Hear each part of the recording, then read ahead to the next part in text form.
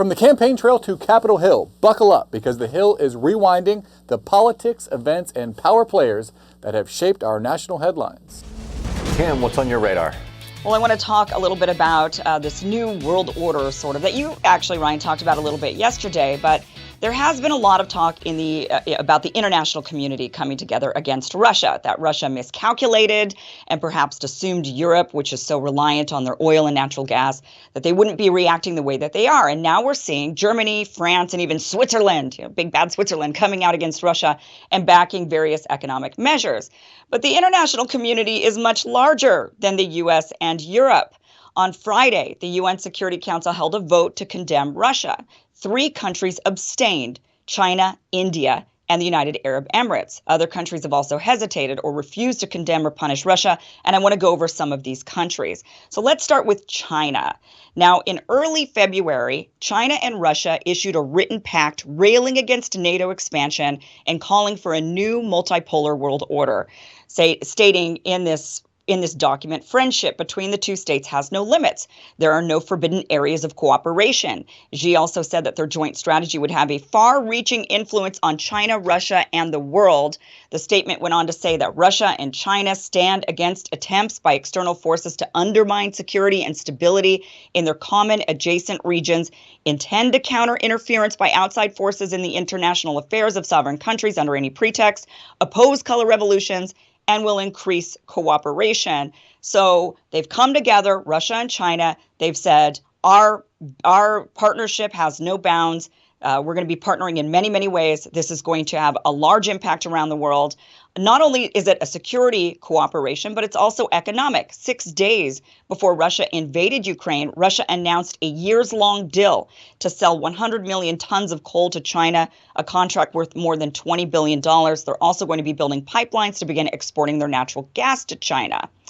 Now, let's move on to India here. Despite being the world's largest democracy, India also abstained from condemning Russia.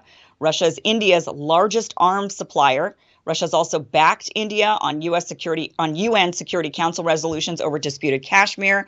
India did call for an immediate cessation of violence. Like many of these countries are saying, oh, we don't like the violence, but then they don't condemn Russia. Modi called for efforts to return to diplomacy, saying the difference between Russia and the NATO group can only be resolved through honest and sincere dialogue. So even India, this is not this is one of the world's largest democracies, and they've even abstained from condemning Russia. India and China alone, the two economies are massive, lots of people there. So if Europe and the West were to cut off Russia, they just need to turn south and they would be just fine. Now, the United Arab Emirates is also not taking sides. The Emirates views Russia as a close ally in conflicts such as Syria and Libya, 2 conflicts the U.S. has been on the opposite side of. And UAE buys weapons from Russia. They do a lot of trade with Russia. And it turns out Dubai is a hotspot for Russian tourism. So the UAE has also abstained from condemning Russia. Saudi Arabia is also not condemning Russia. In fact, they're not on the UN Security Council, so they couldn't vote. But the Crown Prince came out saying that they're committed to the OPEC Plus agreement with Russia. And this is probably the worst of all news for Biden in Europe, because basically Saudi Arabia does not intend to increase oil production in order to drive down prices. And as Ryan mentioned yesterday, this is something that the Biden administration had asked of Saudi Arabia. This was even before the invasion of Ukraine. And Saudi Arabia said, no, we're not going to be pumping out more oil in order to reduce prices. And even after the invasion of Ukraine, knowing that the cost of oil is skyrocketing, Saudi Arabia has still come out saying, nah, we still have our deals with OPEC Plus and we're going to maintain those. So this means as prices skyrocket, Russia makes more money, actually. This allows them to better weather these economic sanctions that they're being hit with, but it also means inflation continues. So why would Saudi Arabia side with Russia? Well, they're sick of being snubbed by the U.S. As Ryan also mentioned in his radar yesterday, Obama wouldn't meet with the Crown Prince. Biden has refused to meet with the Crown Prince. Putin has been openly friendly to the Crown Prince even after Jamal Khashoggi was murdered. We all know that infamous photograph of Putin and the Crown Prince giving each other a high five. So they're friendly with one another, and they have a strong security alliance. They have a strong friendship. And that is something that the United States sort of pushed Saudi Arabia towards Russia by snubbing Saudi Arabia. We also pushed Russia towards China. We might actually live to regret that in a few years when we realize the damage that that's done by turning on Russia and continuing to propagate Russiagate. Russia has turned itself towards China, and probably to their benefit. Another international player that has abstained, at least originally, from adding their name to the list of countries officially condemning Russia is Israel. Now, when you can't get Israel on your side when you're in the United States, you know you've got a problem. But they've since said that they will add their name, but it's still really kind of unclear what's going on there. But why the flip-flop? People are wanting to know, what's up with Israel? What's up with this flip-flop? Well, Israel sees Russia as a strategic ally, keeping Iran in check in Syria. So they see them as a strategic foreign policy partner at the moment in the Middle East. Also, there's something else going on here that definitely needs to be mentioned, and that is for many Israelis, they actually really like Putin. There's billboards of Putin in Israel. He's a fairly popular figure there, and it's because he represents the Red Army that crushed the Nazis in World War II. And on the flip side, Ukrainians actually stir some very negative memories for the Jewish people in Israel. Many Jews, in fact, 1 million were murdered in the Ukraine by the Nazis and by Ukrainians. So they were slaughtered, and they remember this. So they're feeling this sort of nostalgia towards Putin, of course, saying we don't like the violence. Everybody's saying this collectively, but at the same time, they've been very slow, really hesitant, and unwilling to even go against Russia on this. Now, the economic sanctions are going to be hurting Russia, but they've been hit with sanctions, and they've seen others hit with sanctions. So they have prepared for this. And this is kind of one of those things where the United States and the West, in our posturing, in our economic sanctions of Russia, in our going after them, we sort of have this attitude of we're too big to fail. And the reality is, these countries have sort of figured out the game plan by now. We've been overusing sanctions, and countries have been able to prepare. So, for example, Russia has vastly increased their domestic production of food and domestic production of their own medicine. They've been preparing for the day that the United States would come after them. China's been doing the same thing, and so have many other nations. Now, the ruble did take a 30% hit yesterday, but Russia's central bank immediately more than doubled its interest rate to heat off the inflation. So meanwhile, price of energy is just going to come at a premium, driving us into a recession. Our economic sanctions against Russia are likely going to backfire. We already have out of control inflation. That's going to drive us into a recession. The central bank then raising interest rates is only going to make it worse. So there's actually a real possibility that we're hurting ourselves more than we're hurting Russia. The economic sanctions, like I mentioned, will hurt Russia, but they've insulated themselves quite a bit. It's not going to kill them. They've seen what's happened in Iran.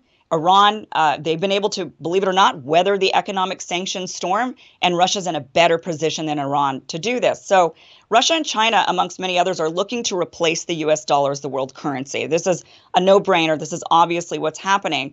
And if not replace it, at least add another robust option or two, which is what they mentioned in the statement that they put out, saying that they're looking to create a multipolar global world order. And this is looking more and more likely. Now, a lot of people say, no way, there's no way that the dollar is going to be replaced because of the advantages. And the U.S. dollar has had many advantages that has made it the world currency, but those advantages are fading. Limited inflation and depreciation was one of the reasons why the world likes to use the dollar, but that is no longer the case. I mean, inflation right now is no longer limited, nor is it transitory. The economy, our economy is very large. That was one of the other reasons why the world liked to use the U.S. dollar, but China's got a large economy also. And of course, we do have a open market, and that is one of the reasons why the dollar is still being used. But again, it does look like things are potentially flipping. So Ryan and Robbie, the big thing about this is for one, thinking that the world is coming out against against Russia is not the case, right? There is a greater world than just Europe going on here. And they're opening up their doors and saying, we're not cutting off Russia or China for business. And it's almost like they're seeing the new kid on the block, and they're saying, you guys are kind of old news now. And we want to see what these guys are going to do, because we think they're going to be doing something bigger, and they're going to be insulated. I mean, China in the pandemic was the only economy that actually grew, which raises some suspicions, I think, in a lot of ways with everything that's going on. But I think we're putting ourselves in a really bad position, thinking that we are too big to fail, thinking that we could just do whatever we want, especially with these economic sanctions, and try to crush their economy. They're just going to create another economy, a secondary economy, and that economy is going to grow. So I don't know what the game plan is here, but it doesn't outlook not so good. That's kind of my overall looking at this. Yeah, it's pessimistic. I think but the plan is not, the point of the sanctions, right, is just to deliver enough, I mean, I said this a couple times today, but to deliver enough short-term pain to just get them to cease the invasion. I agree long-term, and maybe it won't work, and long-term it is not, it would not be worth doing. I'm not generally very favorable towards sanctions. I agree with you. I think they've been overused. I don't think there's a good track record of sanctions leading to the kind of internal regime change that we imagine they will. So I do agree with you. But this is kind of an exceptional case. It's a very exceptional case because Russia is just invading a country, and we don't want them to do that, and we can't attack them because it will cause a nuclear war. So we're just looking for other things to do. This, just a few hours ago, Medvedev actually came out saying, if these economic sanctions, you're looking for war, pointed at France when France came out and said, who cares? They're looking for war, right? They invaded another country. they're doing war. They can't say, how dare you do something? You're the ones who should not be doing the thing you're doing. Sure, but I don't think it's wise to be looking for nuclear war. Right. No, and I've been making this point too, that I do think we have to be more careful than we're being with the economic warfare that's being waged. Even the rhetoric around it from some of the NATO countries is, we're not going to go to war against them, but we are going to choke their economy to death. It's like, whoa, okay, well, I don't know if necessarily that is going to accomplish what your objective is, because what you're saying is, you don't want to escalate beyond a certain point because you think it'll lead to nuclear war. But what if the thing that you're doing is that escalation? Then you need to rethink that. But I think what you're pointing to is very interesting. This realignment that we're witnessing, I think, is being accelerated by this war, and it's an open question what this means.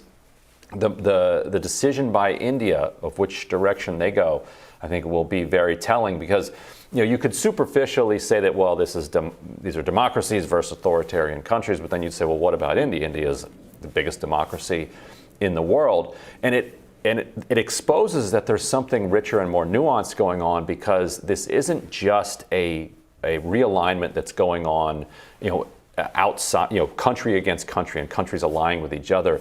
Inside of individual countries, this realignment is taking place, and it kind of pits a sort of liberal, cosmopolitan, center-left kind of democratic order against a more kind of right-wing, populist/authoritarian order. And so that would help to explain why, say, you do have elements, like, say, in the U.S. that are awfully sympathetic, to movements that are associated with, say, Putin. Or in India, you have Modi, who is this kind of right-wing nationalist / populist, who is suppressing a lot of the kind of democratic norms that India had been developing since the 1950s, creating kind of an ethno-populism there. And so that would help explain why, in a country that you might say, well, that's the biggest democracy in the world, why would they be kind of drawn into the orbit?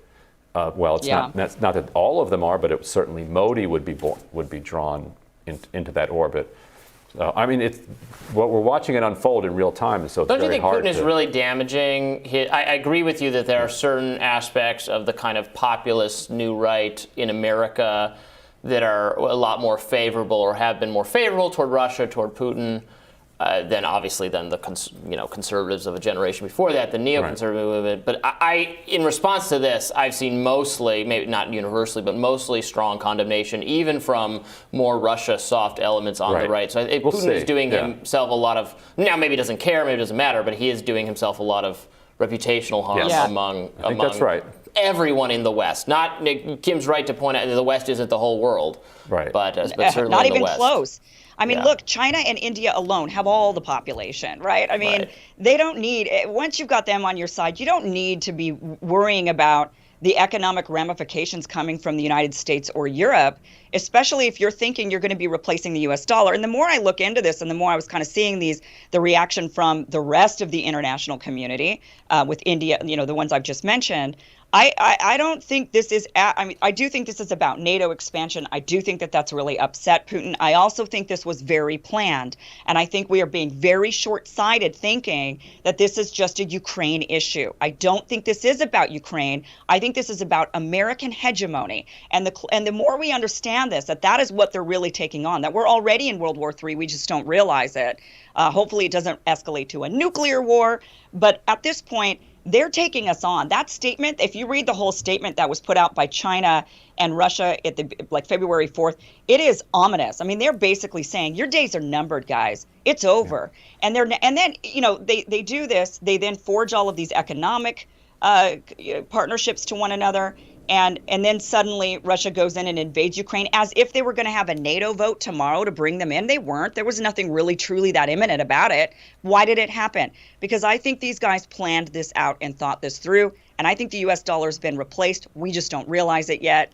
And it's going to be happening a lot sooner than later. Their big That's problem, when we will realize it. Yeah, their big problem is that they don't yet have something to replace it with. And the kind of oligarch / global capitalist class doesn't have faith in these countries' ability to create a stable currency that can rival the dollar. That's the only thing at this point that continues to make the dollar so dominant. But what is? Yeah, because China was the only one that actually survived the pandemic. So I think everybody's looking at China now and saying, well, actually, they're more stable. And we might, of course, we could say, well, no, their bubble's going to burst and all this. But people are looking at the United States saying the same thing. We've got runaway inflation. We can't even control it. And now when Russia starts to turn off the pipes, all they have to do, by the way, all they have to do is say, we're turning off the pipes. We'll turn them back on. But guess what? You have to pay us in gold, gold-backed rubles and yuan, right? So if it were that simple, they would have done it by now. I do think you're right that we're waning. We're in decline and we're moving towards this new era. But inflation is global, and so inflation alone in the United States is not something that investors and the people who make these decisions about what the reserve currency will be. That's not going to be the thing that's going to keep them away from the dollar and moving over to China. It's that they look at China. Like, I don't know. I don't quite trust the numbers that I'm reading there. I don't trust that if I put my money in, that I'm going to be able to get it back out. And that is still the thing that the United States economy has for it. Well, we got to leave it there. Thank you, Kim. We'll be back with more Rising right after this. What's on your radar, Kim? Well, there's no doubt emotions are running very high in the war between Russia and Ukraine. People are upset, in shock, and disbelief. But one thing that isn't helping at all is the unbelievable amount of fake images and videos being spread, not only on social media, but also by legitimate news outlets. I even made the mistake myself here on Rising on Friday when I stated I was impressed with Zelensky getting into full military gear to fight on the front lines. Turns out that was an image from last April. I fell for it. I apologize. Unfortunately, I'm not alone in falling for it. Bild, a political news outlet in Germany, shared a video of what looked to be a horrific bombing by the Russians in Kiev during one of their broadcasts. But it turns out the footage was from a 2015 chemical explosion in Tianjin, China. Newsmax used a photo of a crying older woman standing in front of her devastated home with the caption, "The current devastation in Ukraine." But the photo was from 2015. An Italian news broadcast used footage from the video game War Thunder when talking about the war in Ukraine. No doubt viewers seeing a rain of missiles were horrified.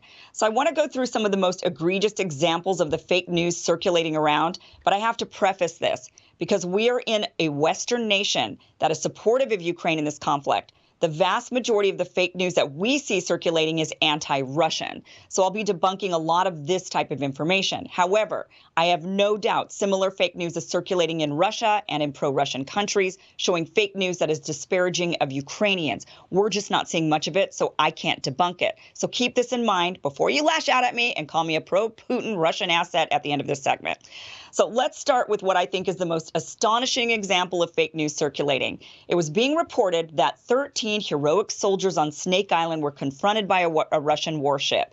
The audio recording shows the Russians telling the Ukrainians to lay down their arms to avoid bloodshed and unjustified deaths. The Ukrainians are infamously heard saying, "Russian warship, go F yourself." It was then reported they fought valiantly until they were all killed by the Russians. President Zelensky even announced he would posthumously award the men medals of valor. Well, it turns out whomever claimed they had died was mistaken. Instead, the Ukrainian border guard disputed whether anyone was killed, and shortly after, video footage emerged of the Russians giving food and water to the 82 men, not 13, from Snake Island, who were then being transferred to Crimea. Some of the soldiers have now given interviews saying if the Russians wanted to bury him, they would have, and now they instead will go home to their families. Another shocking video was of a tank swerving in the street and running over a civilian car. Totally shocking video, jaw-dropping. But thank goodness the person actually survived this crushing experience. Media was reporting this as a Russian tank and using it to show the callousness of the Russians and their invasion. But it turns out this was actually a Ukrainian tank that had lost control and accidentally ran over that vehicle. And I'm sure everyone involved was relieved that person was okay. Russian tanks are marked with white Z's, by the way, for future reference when you're looking at any video. Now, many of you saw the heart-wrenching video of the father saying a very tearful goodbye to his wife and daughter as he goes off to battle. This was being reported as a Ukrainian man sending his family to safety while he fights against the Russians. Well, the man is Ukrainian, sort of, I suppose. He's one of the rebels in the Donetsk People's Republic. He was sending his family to Russia for safety while he stayed behind to fight Ukrainian forces. The original video was posted by the mayor of his town several days before the Russians invaded Ukraine. And of course, I can't leave out the ghost of Kiev. There's footage of a fighter pilot downing several Russian jets. The video, of course, went viral with millions of views. The claims are this pilot took down 6 Russian jets in one day. But now, by the way, that number's jumped up to 10 Russian jets being taken down. Now, a fighter pilot who takes down 5 planes throughout the course of their entire career is called an ace. So to have 6 in one day or even 10 in one week is incredible. It's actually unbelievable, in fact. And it turns out the footage is from a video game called Digital Combat Simulator. But even with this video being debunked, the former Ukrainian president, Poroshenko, is tweeting that it's real and even shared a masked photo of the pilot. And there's a lot of wild claims going around of who the pilot is. There's a lot of talk that maybe the pilot's even a woman. And of course, it turns out that old photo, that photo there is actually an old photo that's recirculated. So it's still unlikely the ghost of Kiev is real. But a lot of people fell for it, and you can't blame them for wanting to boost up morale, I suppose. Now, the list of this fake news or fake videos and images just is endless on social media, totally endless. I could not possibly list all of them. But one thing I do want to mention is that, the reason why this is so dangerous to have all of this fake video and circulating around and people believing it is that it is heart-wrenching to watch. So when people see a Russian tank running over a civilian car, what they think is a Russian tank running over a civilian car, or they see, just these really, really heart-wrenching and or even callous videos, it raises up emotions to a level where that is maybe too much, right? And this person thinks, oh, now I've got to fight. Things are worse than they actually maybe are. And it causes people to get highly emotional, and it can inflame a situation to be much, much worse. So, Robbie and Ryan, I'm sure you guys have seen many of the fake different videos that have been circulating online. And it's tough to even know what is true and what isn't true. I'm sitting there for hours, researching just to make sure. And there was one, by the way, I do want to mention. It was a CNN, and it said that this particular journalist was killed in, the first American to die in Ukraine. And then there was another image that was shown side by side on social saying, but CNN had also claimed that this person had died in Afghanistan. That was fake. It was from a fake account, a fake CNN account, making it look like they had said that this journalist had died in Afghanistan and in The U.S. CNN never made. I mean, and in Ukraine, CNN never made that claim. So you have to like go in, Right. Endlessly, exhaustively research this stuff to see what you see. Is it real? Well, social media is just so unreliable in situations exactly like this. In breaking news, crises, natural disasters, war, you can't trust what you see at all. And you're right to point out that this exact thing is happening on the pro-Russian side in Russia. But that doesn't mean we're not. A responsible journalist should absolutely call out the kind of misleading or even deliberately misleading in some cases to the extent it's trying to be a kind of propaganda. Right, and what's so dangerous is that this is taking an ancient phenomenon and then layering on top of it, social media and video. There's that famous phrase that I just looked up who said it. It was Hiram Johnson. It could be our trivia.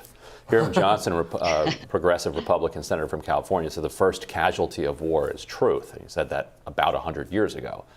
And that has been a phenomenon that has been consistent in wars, throughout human civilization. That the conflict and the emotion just end up leading to a blanket inability of people to accurately relay what just happened. Yeah. Partly sometimes by mistake and partly deliberately to make your opponents look worse. Now, and Robbie was talking earlier today, the problem with these confrontations is that as the escalations pile on top of each other, one wrong move from somebody can send it spiraling into world war. Not just one wrong move, one wrong video that people think is a wrong move can send things completely spiraling out of control.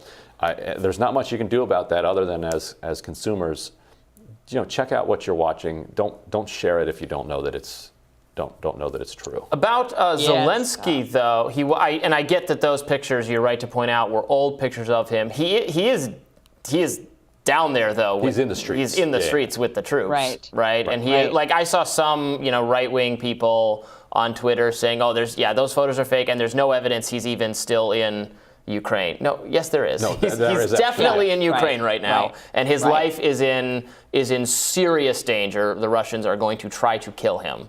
I don't know about that. I don't actually agree that they're trying to kill Zelensky. I wouldn't go. I don't think that they're trying to depose the government, but I do. I thought he was like in battle gear.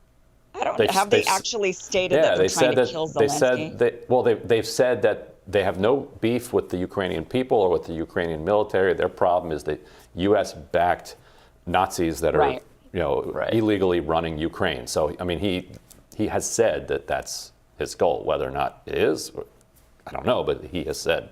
I think they will try to kill him unless a peace is reached before it gets to that point, which I very much hope is the case and might be the case.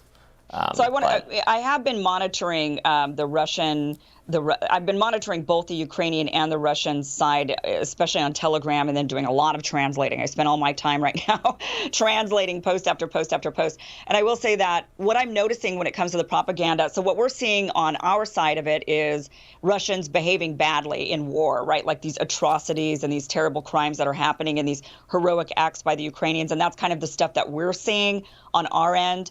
On the Russian side, I will say what I have seen coming towards them is that they're being obliterated. So it's like the propaganda on this side of it is to show the callousness of the Russians to make us want to fight harder against them.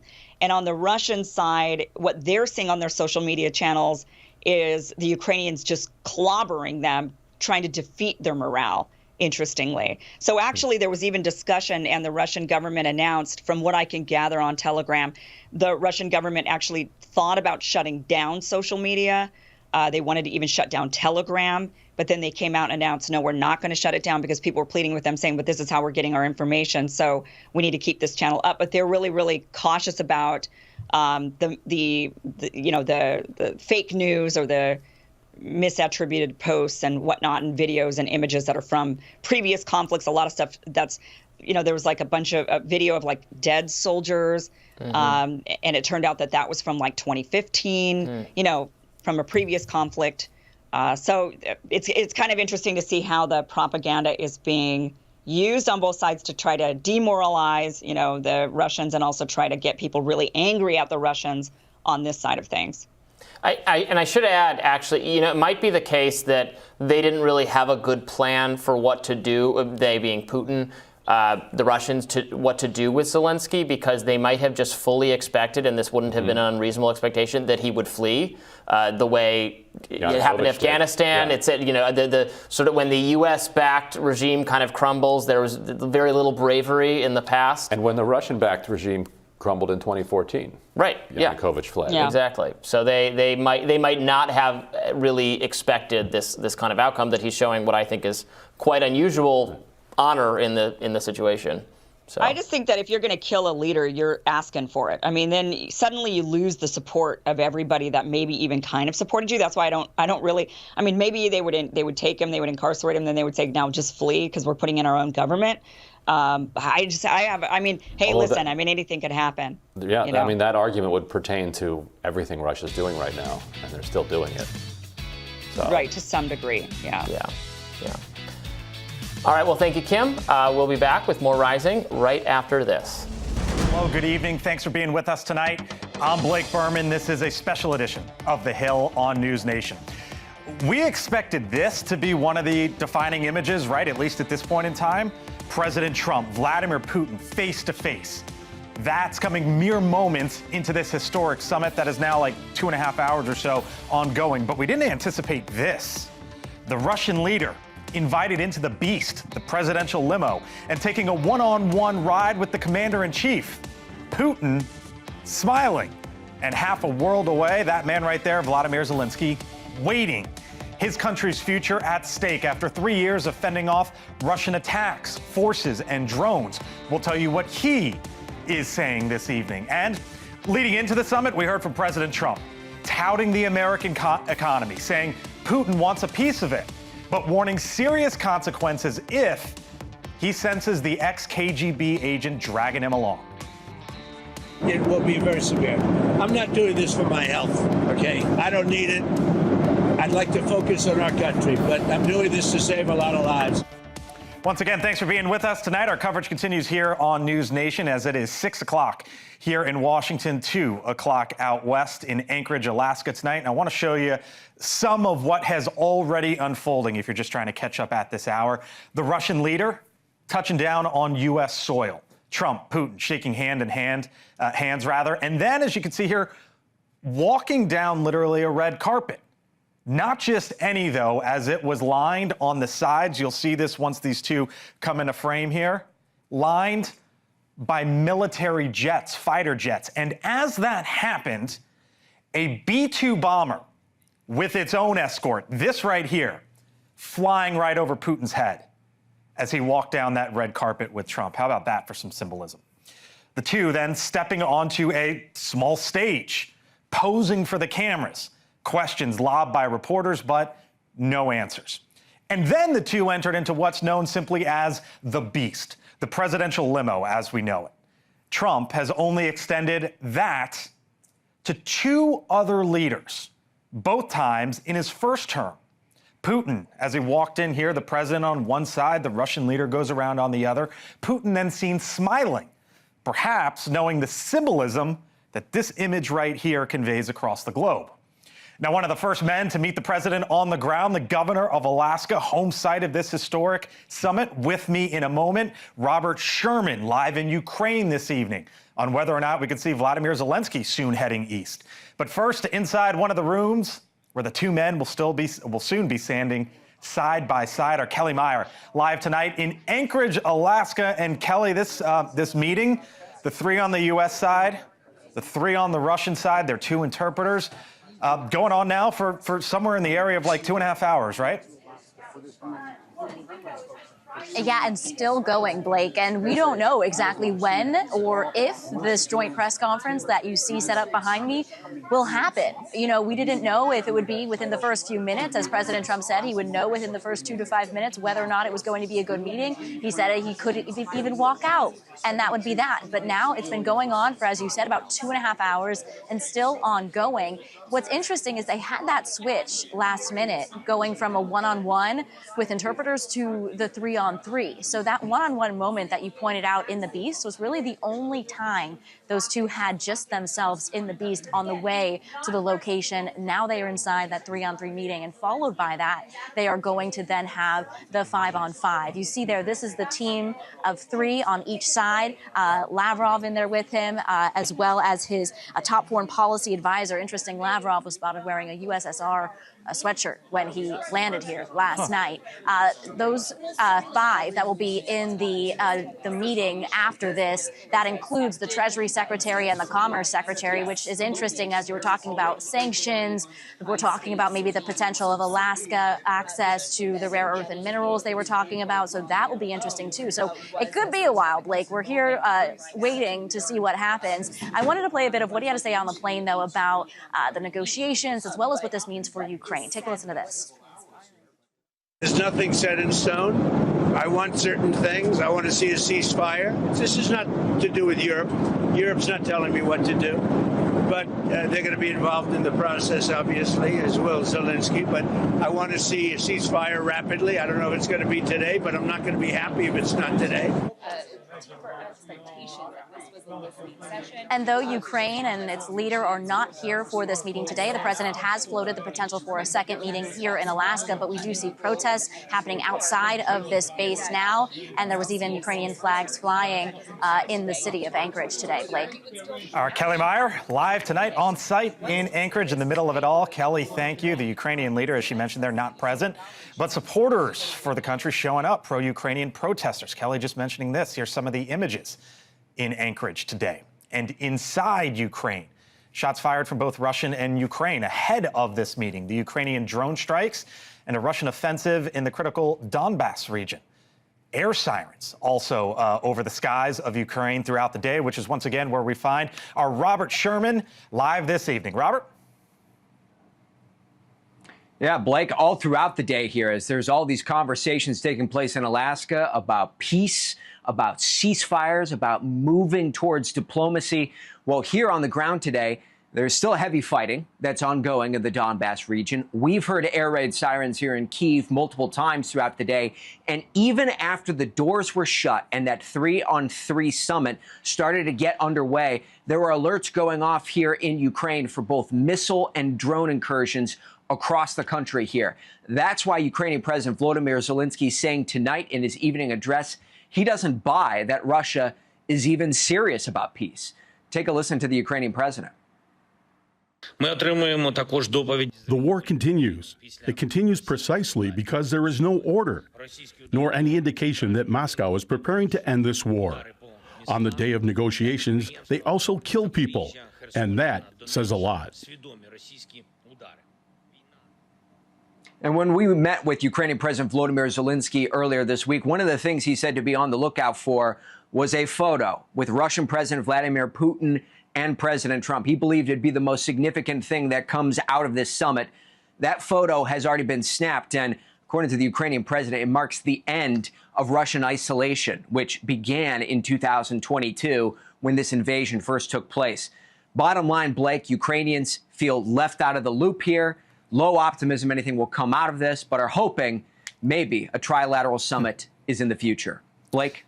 Maybe, as they say, we'll see what happens. Robert Sherman live tonight in Ukraine for us. Robert, thank you. When President Trump first arrived in Alaska a few hours ago for this historic summit, before he met President Putin, he was greeted by our next guest.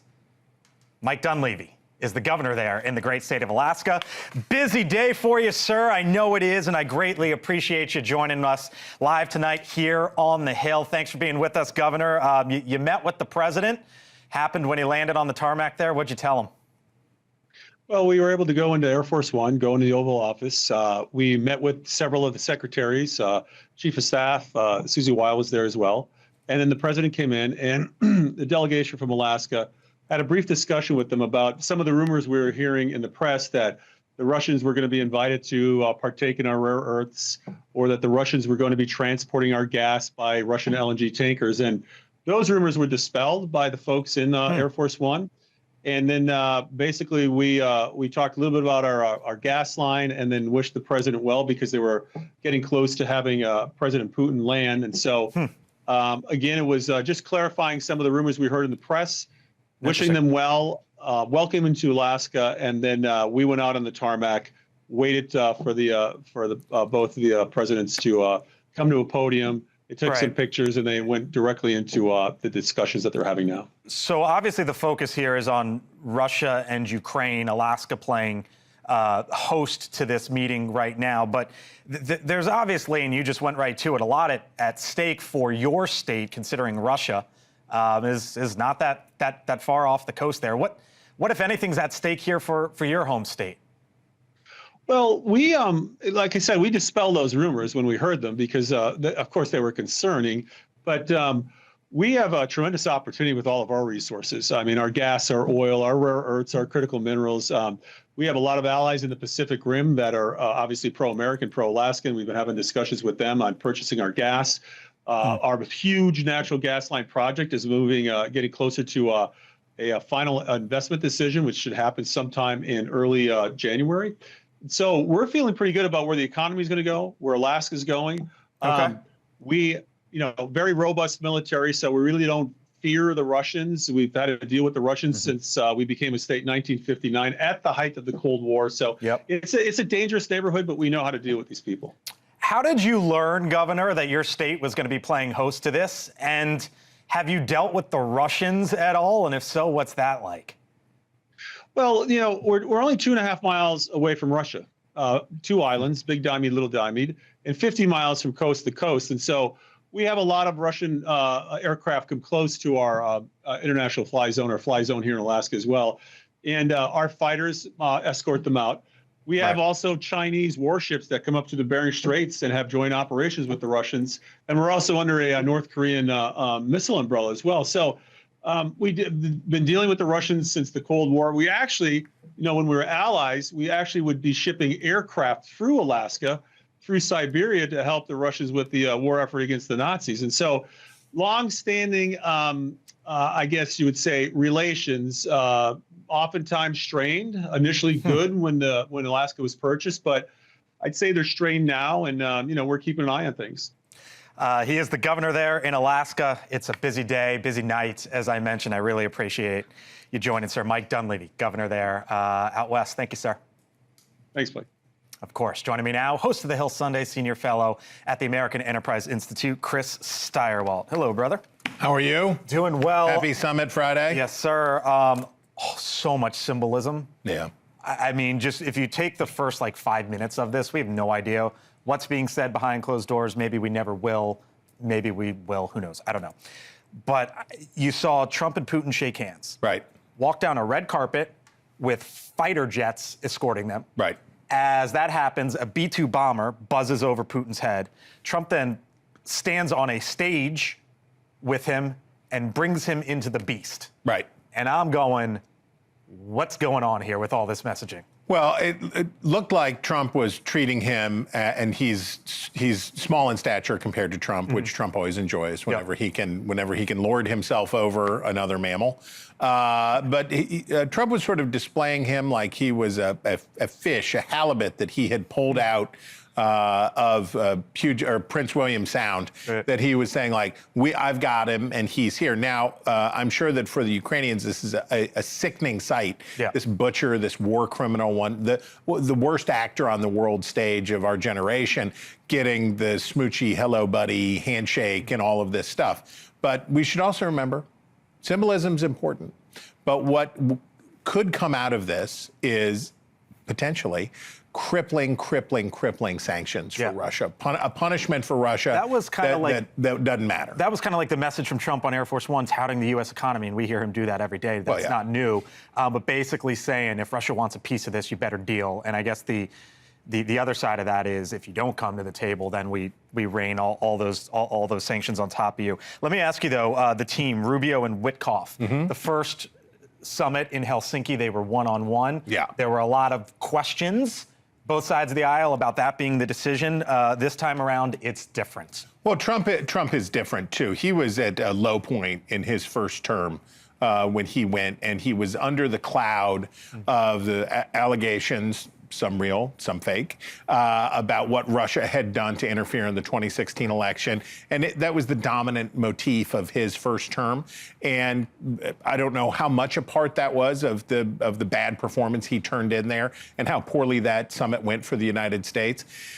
Democrats are shattered. Donald Trump is ascendant. He's rolling troops through the District of Columbia. He's having his way with everything. Trump is sort of on a high. I think that's probably as significant as anything in this, is that a greater degree of confidence and surety for Trump potentially produces a different result. The other potentially different result is, I don't know about Witkoff. Right. Nobody knows about Witkoff and how pliant he is. Rubio does have a reputation as a hawk that he would probably want to defend. All right, interesting. Catch you later in the show. We're going to be rocking and rolling all night. I feel it. Yep. Here it comes. Chris Stirewalt, thank you, sir. Still to come. Our special coverage of the Trump-Putin summit continues. Live look there, Anchorage, Alaska. Live on the other side of the break, the ranking member of the House Armed Services Committee. What happens next after this meeting? And as the president tries to play dealmaker in chief, there's a host of other issues facing the country. Chris, just acknowledging this right here, redistricting in California. What is going on coast to coast from Alaska to D.C. and beyond? I'm Blake Berman. Busy day, busy night. Back in 4.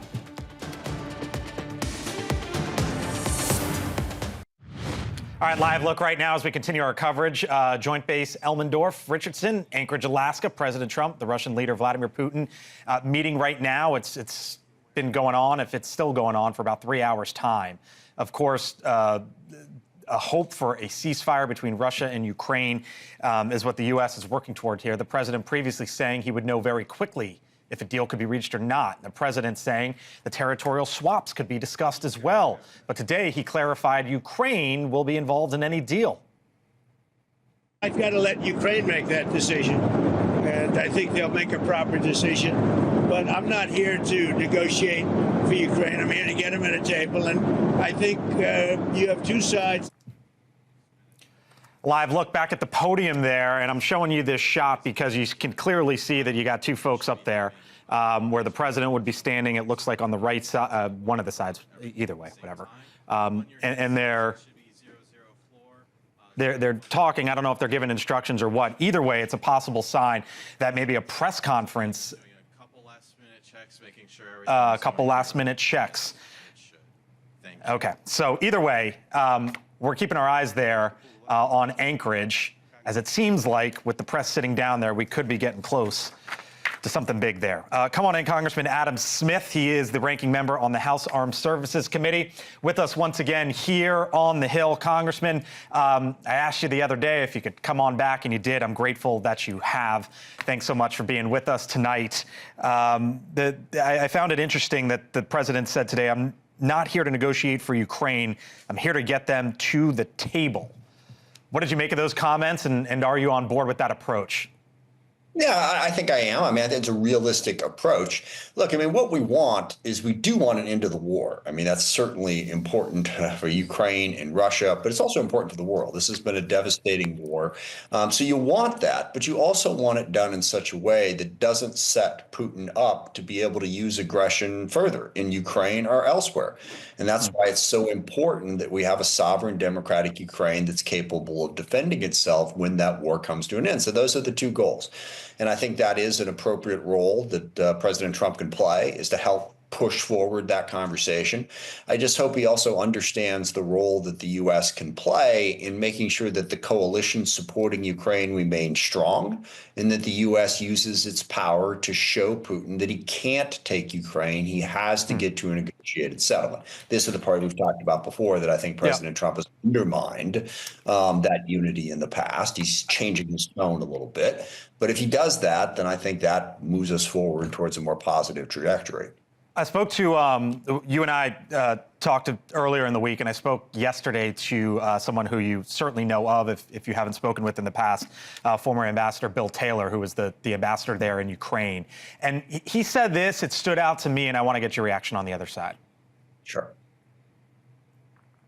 President Trump has a real advantage going into these conversations. He's got cards, as he says. He has the ability to put pressure on President Putin to come to the table for a ceasefire. It kind of struck me in my interview yesterday with him, Congressman, how bullish he was on the prospects of something good coming out of this. What about that concept of the president holding the cards here? Well, he does, but you can have the cards, but you also have to play them correctly. And yes, we are in position to put pressure on Russia in a variety of different ways.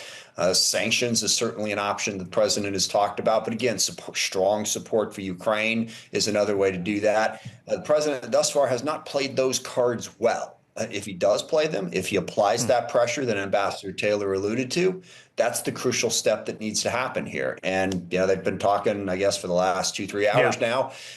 We will learn slowly what came out of that conversation. But I agree with Ambassador Taylor of how President Trump should have approached this conversation, put pressure on Putin. Our Kelly Meyer, who's in the room, texting me a minute ago, we're in our seats. So it appears as if we could be potentially getting close. Obviously, we live look there in Anchorage. Congressman, real quick, let me leave you with this. When you do hear from Trump and Putin side by side, you want to hear what? Well, first of all, I'm worried about the side by side because is this simply empowering Putin, putting him on an equal stage? What I want to hear is I want to hear from President Trump what we are going to do to play those cards, put pressure on Putin to force him to end the war. Look, Ukraine would happily stop the war tomorrow. They were the ones attacked and invaded. Putin is the one who can stop the war. And I want to hear from President Trump. That's his focus. Adam Smith is the ranking member on the House Armed Services Committee with us once again here on the Hill. Congressman, thanks for the time. Appreciate it. Thank you. Of course. So live look there in Anchorage, Alaska tonight. As Kelly just texted me, as I just shared with you, the media there in their seats. Does that mean we are close to a press conference? I've covered Donald Trump long enough to report to you tonight. We'll see what happens. We're going to take a quick break here. We are back on the other side of the break. Stay with us.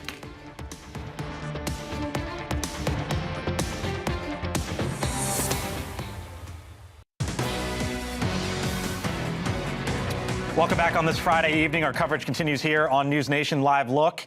Anchorage, Alaska. It is 6:30 here in Washington, D.C., and it is 2:30 in the afternoon there in Anchorage, and it appears as if, with the media seated, the podiums ready, the lights on, and the cameras pointed, that we could be getting close here to a possible press conference between the President of the United States and the leader of Russia. The meeting between the two starting a few hours ago. We don't know if it has fully wrapped at this point in time. It's one of the questions we are still trying to figure out and follow at this moment. I'm Blake Berman. I thank you for being with us tonight here on the Hill, joined for the next 30 minutes or so alongside Jonay Wartell, a Democratic strategist, Ronna McDaniel, former chair of the Republican National Committee, Chris Stirewalt, of course, host of the Hill Sunday, senior fellow at the American Enterprise Institute, and Sabrina Siddiqui, national politics reporter for the Wall Street Journal. Hello to you all. Look at where we found ourselves on a summer Friday. Right. Hanging out here and awaiting Trump and Putin potentially here on the stage. Ronna, you said something interesting to me when I was like, I don't know what's happening. We'll see what's happening. You know Trump very well, obviously, and you said you wouldn't be surprised if he wants to go 6:30 on the dot or close to it. I wouldn't be surprised. He's very aware of when news is airing here in the United States. You see this step and repeat that says pursuing peace. Mm-hmm. He wants to set the narrative as to what's going to happen today, and he's setting it with being in Alaska. He has control of it, and I think he would want to be in that nightly news coverage. There are so many messages, Jonay, as Ronna hit on. One of them behind there is pursuing peace. It's almost a statement there, but I guess maybe there should be a question mark added to it as well. A question mark indeed. I think what's important here is to see that Donald Trump is really creating this narrative that, I'm advancing the conversation to get to the ceasefire. Now, whether that materializes or whether we actually see great strides toward that, I think remains to be seen. But he wants to show that he has these diplomacy skills, that he can be a commander-in-chief, that he can have these tough conversations with dictators like Putin, and it makes him look strong. And I think it makes his base, at least for that moment, say, look at our commander-in-chiefs, he's looking strong on the world stage. You've covered this president a long time, just like I have. What stands out to you tonight? Well, what stands out is also who is not present for this meeting, and that is Ukrainian President Volodymyr Zelensky. I know that when I've talked to people who are in tune with what the Ukrainians are thinking and what Europe, allies in Europe are thinking, there's a lot of concern over the fact that this conversation may include talks around Ukraine's future without Ukraine actually present at the table. Now, I think, what you heard from President Trump and his advisors going into the meeting, though, was tempering expectations a little bit, seeing this as one step toward possibly a trilateral meeting that would also include President Zelensky. But, the key is, can they get President Putin to agree to a ceasefire, which is Ukraine's, non-starting position in order to come to the table and sit down with Putin in the first place? Putin, when he comes out, has his own domestic political needs that he will have to meet. Yeah. I likened him earlier to, I believe, a halibut that Trump had fished out of Prince William Sound. Yeah. And he can't be a trophy for his domestic political consumption. So when he comes out, he's going to have to be tough, and he can't come out and give Trump what Trump wants, which is to say, we're in love again. It's great, reunited, and it feels so good. Here we are. He's going to have to look and sound tough. One other thing that changes, we talked previously about how it's a different Trump at a different time than it was when he had that misstep in Helsinki, is the Republican Party has grown increasingly supportive of Ukraine in the past 6 months. So when Donald Trump took office, numbers for Ukraine among Russians, the pits, Ukraine, no, Russia maybe is cool, we don't know. But it was polarized and politicized. In the past 6 months, GOP support for Ukraine has gone up 15 points. Their opposition to Putin. Vladimir Putin is back where he belongs with both parties, which is in the toilet with Republicans. And that gives Trump more maneuverability too. So, no, go on, sorry. I will say that, I traveled to Ukraine with President Biden in 2022 for that unprecedented wartime visit to Kyiv. And that shift is striking because part of the point of President Biden's visit at the time was to try and reaffirm U.S. support for Ukraine at a time when public perception around the war and U.S. support for Kyiv was shifting, in part because of the politics, because support for arming Ukraine had fallen among Republicans. So the fact that you've seen an increase in support within the GOP for Ukraine does give President Trump some more leverage. But there are some other key questions here, and I know that the Ukrainians are also very concerned about what kind of security guarantees President Trump and his administration will provide for Ukraine as part of any negotiations. That's still also a big question mark. It was interesting, Rana, to Chris's point and Sabrina's point, the president, when he was aboard Air Force One this morning, said, and I'm paraphrasing here, but he said, I'm not doing this for my health. I'm doing this to try to save lives. And, instead, I could be focusing on my country, but I'm doing this to try to save lives. To their point, when the president comes out at some point in time here, and maybe we get some sort of a debrief, a download, questions and answers, what do you expect the messaging from him to be after this? Well, I think he started it on Air Force One today also when he said, we can't do anything without Ukraine and the European Union being at the table, which I think he needed to say before this meeting so there's not this expectation that he's brokering a deal without them at the table. But I do think he's going to come out and be tough. He's been much tougher on Putin than anybody expected. Define tough. I think he's going to say, we want a ceasefire. We want Russia to act, and we're going to hold you accountable, and there could be consequences. And he said that on the plane today. He's been saying that his rhetoric has been much tougher than people expected as he's come into this presidency. And he's tired. He doesn't want to be played by Putin. He doesn't want that. How much of it do you think also gets to, he said he would solve this on day one. He obviously didn't. He said that was in jest, but here we are in month 7 or 8, whatever it is, and this is the scene. Yeah, I think he wants them to get it done. This is part of his promises. He's getting impatient. But he also is saying, I don't know if this guy's, just dragging it along. Is he saying things to keep us strung along? Is he actually trying for peace? And I think you're going to see that come out tonight. He's going to be tough. I don't think Vladimir Putin is really serious about peace. And I think that to the degree he's willing to come to these conversations, I think he wants to look like someone on the world stage who's willing to negotiate and have a discussion. But I don't think he's really serious about advancing, getting to this ceasefire. And I think that President Trump, as a leader of the free world, has to be the one to say, I can stand up to Vladimir Putin, right? They've had a long and storied history in which he's cozied up to him, he's had affection toward him, and now he needs to show I can be tough toward him when the time comes. leaders. Want to bring in Congressman Kevin Kiley. He is a Republican from the state of California, joining us live here on the Hill tonight. Congressman, thanks for being with us. I know we wanted to get into a big issue in your state, which was redistricting, but we obviously see the stage that is set right now. And so let's start there. I wonder from your perch tonight, as it appears that we're potentially around the corner here to the president and Vladimir Putin, what you're looking for, what you're watching. Yeah, thanks for having me. It's obviously a big moment for this particular conflict, for the world, for the values that we've really fought for in the entire post-World War II era. I said from the very earliest days of this conflict that Russia's actions could not stand, and I've been part of bipartisan efforts to support Ukraine up until the present day. And the reason for that was to provide the leverage that was needed precisely for a moment like this. So we don't know what the talks have consisted of so far today, but given the toll that this conflict continues to take, given the lives that continue to be lost on a staggering scale, we can only hope that there's a breakthrough for peace that this leads to. Where is your party right now? I'm sure you heard what Chris laid out in some of the conversation. We obviously saw the Oval Office with Vladimir Zelensky earlier this year, a much different scene than the red carpet today in Alaska. Where's your party right now? Well, believe it or not, our party's not a monolith. People have very different opinions on these and other matters, and people have felt very differently about this conflict and what role the United States ought to play.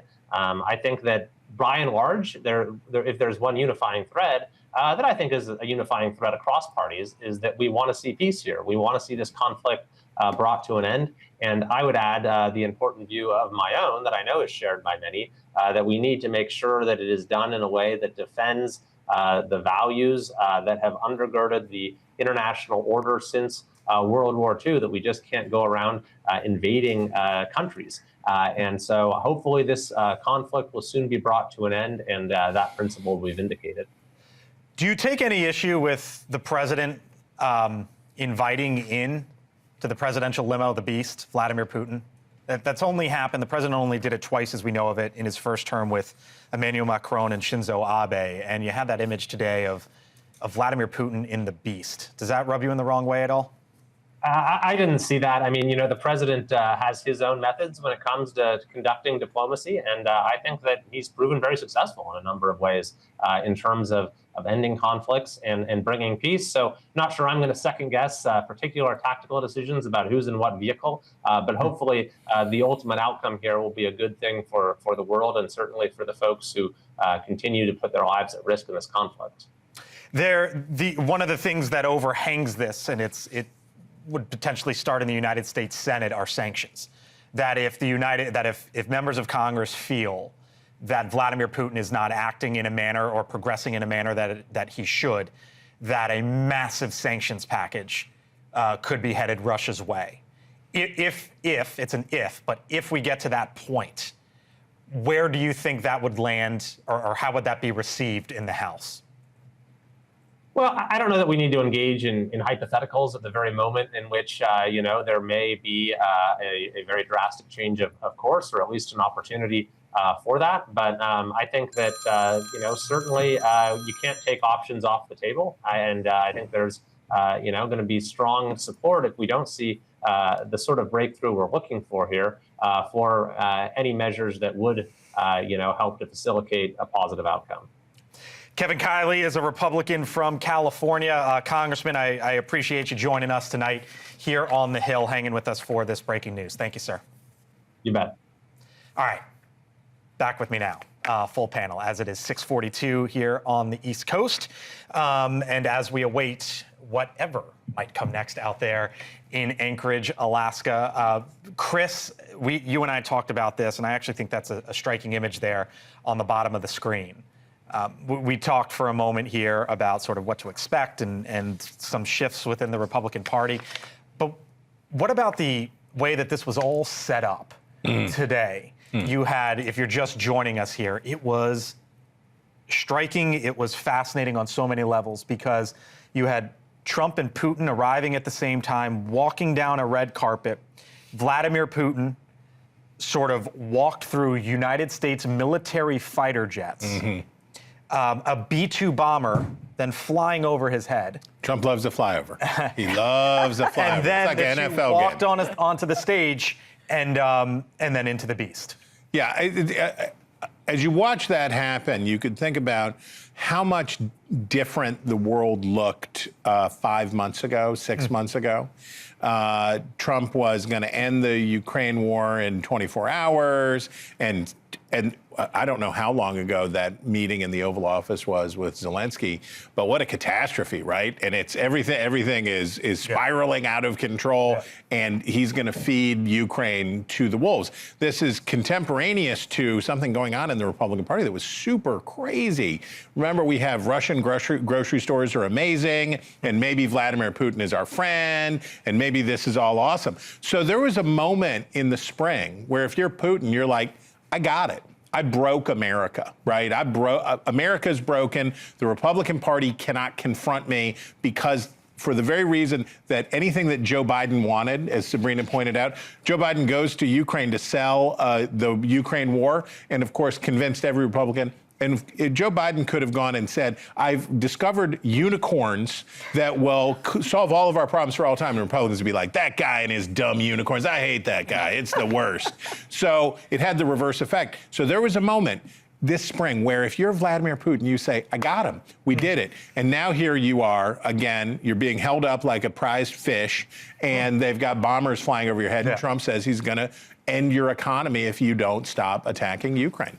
Well, I do think that, as we know, the U.S. and allies in Europe have imposed sanctions on Russia, targeting their financial sector, targeting energy, targeting military technology. And what has changed is that President Trump at least has been talking tougher and not ruling out imposing additional sanctions on Russia if President Putin doesn't get more serious about a ceasefire. And what's striking to me, having covered the first Trump administration, that yes, that was prior to Russia's invasion of Ukraine, but when Congress had a veto-proof majority through which they imposed sanctions on Russia for its interference in the 2016 election, it was like pulling teeth for people within the White House to get President Trump to sign that legislation and enforce those sanctions. And of course, there was the infamous Helsinki summit as well. So you have seen this shift in President Trump's posture. The big question is what comes of all of this, right? And so I think, as I said, key question marks. Does Russia agree to a ceasefire? What security guarantees is the U.S. going to provide to Ukraine? And what about this question of land swapping? Because President Zelensky is very concerned that the Trump administration might be more open to giving up some Ukrainian territory in exchange for a deal. I spoke to former Ambassador William Taylor yesterday, Janae, who told me, in his view, he was the ambassador to Ukraine, in his view, that Trump has all the cards. Or not all the cards. He said Trump has the cards. Are you there? Well, I think that he does have a little bit of wind at his back in this moment because he's talking tougher, as it was mentioned, than he has in the past. And so he's really looking like, I'm going to flex my diplomatic muscle here and talk a little tougher. These sanctions feel perhaps a bit more real given the context that we're in. So I do think that while he may not have all of the cards in his hand, he may have a few more than he's had in the past, right? And so I think it remains to be seen how he plays them. It remains to be seen how much this really does affect Vladimir Putin's disposition here, because I don't think that Vladimir Putin is really truly serious about peace. I don't think he's serious about reaching a ceasefire. So the degree to which these sanctions might move him even a smidge will be interesting to see. I mean, I don't think Trump is. I think Trump's talking tough and he means it. I really do. I don't think he's going to shy away from this. He's making some red lines for himself, and he's saying if this doesn't happen, there are going to be sanctions. And I think he expects Putin to come his way. I really do. To that point, I saw the B-2 bomber fly over. Yeah. Like, that is significant because that was the thing that went into Iran. Well, and I think Chris is right. The staging, Trump is taller. They come down on the red carpet. It's in the U.S. You look at the staging here, this pursuing peace. I just think a lot of this is orchestrated. The one question I have about him coming into the beast is, I think initially they were supposed to have a one-on-one meeting, and then it changed to 3-on-3. So maybe that was, hey, I'll bring you and have this private moment in the beast. They could set that up any which way. They could. And that's an image that's like, when I saw that, I was like, Whoa, what's going on here? But I'm glad he had Secretary Rubio and Witkoff in that meeting, that it was 3-on-3 as they're having these discussions. I think that was important. Want to go out to Ukraine real quick. Our Robert Sherman is live in Kyiv tonight watching all of this with us. Robert, you've been in Ukraine now for quite some time, more than a week. Obviously, when we see Donald Trump and Vladimir Putin side by side, which we have already, but speaking publicly side by side, among the many questions for the Ukrainians is, when might Vladimir Zelensky get his turn? And could it be all three of them? I know you spoke with Zelensky earlier this week, and I wonder what indications you might have of that potentially happening. Yeah, I mean, I would say, Blake, that's the victory that Ukrainians are looking for in all these talks. They don't really like the way that any of this is going down here tonight. They don't like the fact that they don't have a seat at the table. They don't like the fact that Russia's term in isolation is coming to an end. The one positive takeaway would be an invitation for Ukrainian President Volodymyr Zelensky to a trilateral format, because the Ukrainians have wanted this for some time. And even as of just a few days ago, Russian President Vladimir Putin said he wasn't ready to meet with the Ukrainians yet. I would say is that there is a lot of low optimism here in Ukraine with all of these conversations taking place because the Ukrainians are not present here. And the Ukrainians are not very confident that Russia even wants peace. I mean, even after the doors were shut and that 3-on-3 meeting began, there were alerts going off here in Ukraine for drone attacks, for missile attacks. So Russia very much so keeping the pressure on the Ukrainians up until the moment that those doors were shut and President Putin and President Trump were having that diplomacy behind closed doors. That's why people here don't think Russia is serious, but they're waiting to be surprised if maybe there's a change on the horizon. Blake? Our Robert Sherman live in Kyiv tonight. Over to our Kelly Meyer live in Anchorage. As Kelly, I'm told that the Russian delegation is seated there. Hello, Kelly. What can you tell us about what we could be expecting here? Hey. Yeah, so we are seated here now, Blake. I got to tell you, when we left you from the last time we talked, they quickly called us to our seats here very rapidly, and we didn't know exactly what was going on. We didn't know if the meeting had ended, how it went. Now, as you said, we're hearing for the Russian delegation it ended.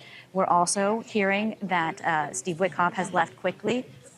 It's about to come out. Okay, so now we're getting an update that he's about to come out. So we'll talk to you here until we see them, Blake. But Witkoff was just out here and then quickly went back behind the curtain.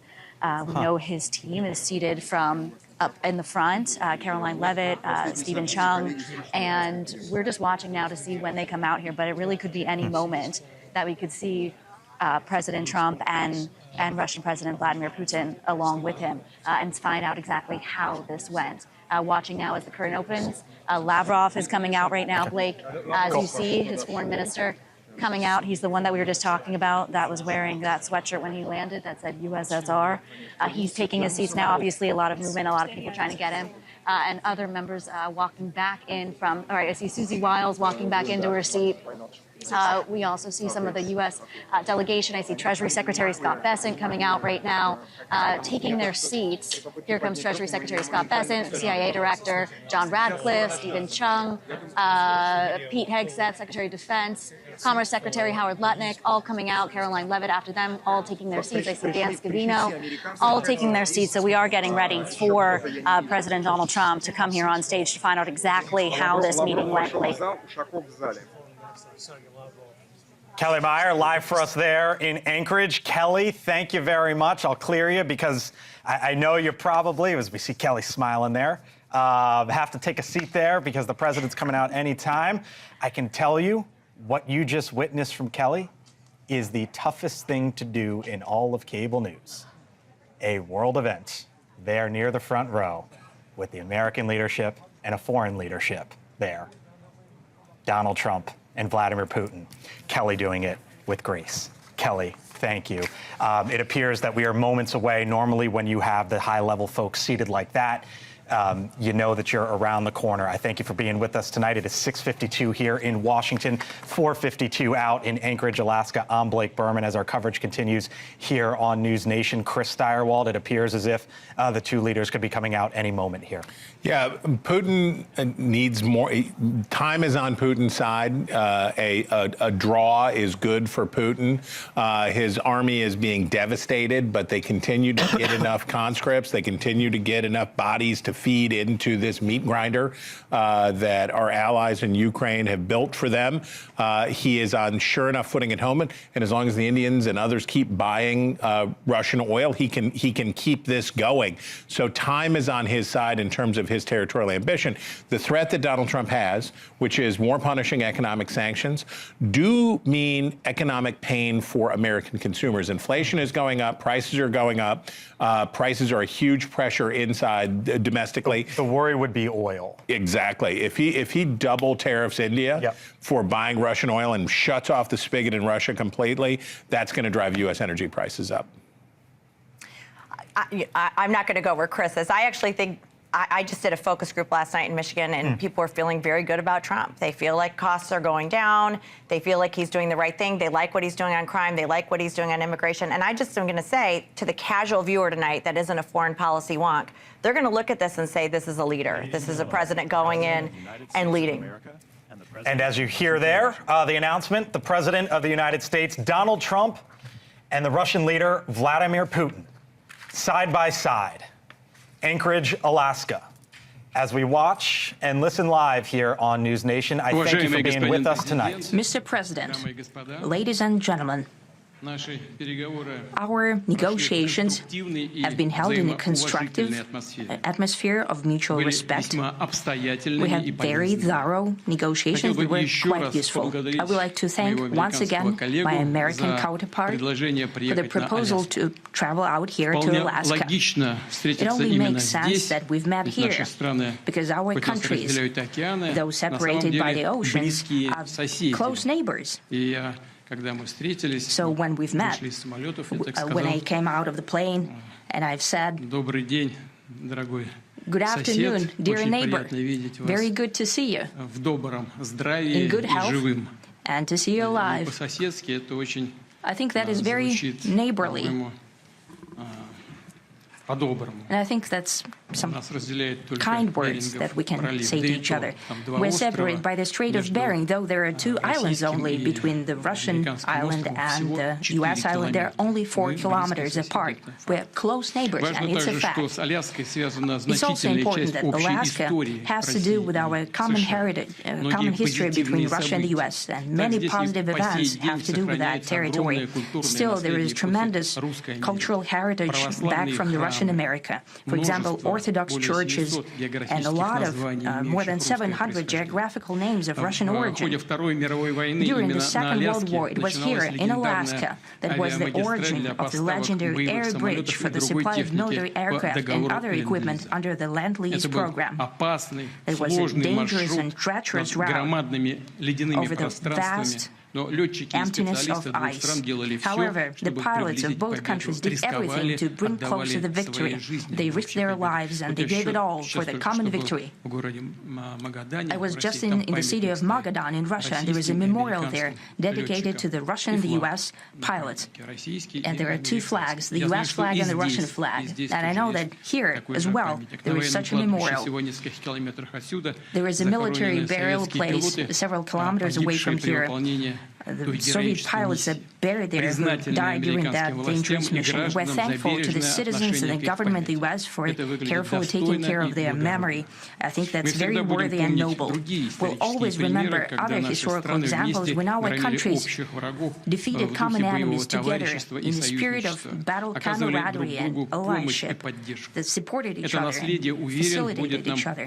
I'm sure that this heritage will help us rebuild and foster mutually beneficial and equal equal ties at this new stage, even during the hardest conditions. It is known that there have been no summits between Russia and the U.S. for 4 years, and that's a long time. This time was very hard for bilateral relations, and let's be frank, they've fallen to the lowest point since the Cold War. I think that's not benefiting our countries and the world as a whole. It is apparent that sooner or later, we had to amend the situation to move on from the confrontation to dialogue. And in this case, a personal meeting between the heads of state has been long overdue. Naturally, under the condition of serious and painstaking work, and this work has been done in general. Me and President Trump have very good direct contact. We've spoken multiple times. We spoke frankly on the phone. And Special Envoy of the President, Mr. Witkoff, traveled out to Russia several times. Our advisors and heads of foreign ministries kept in touch all the time.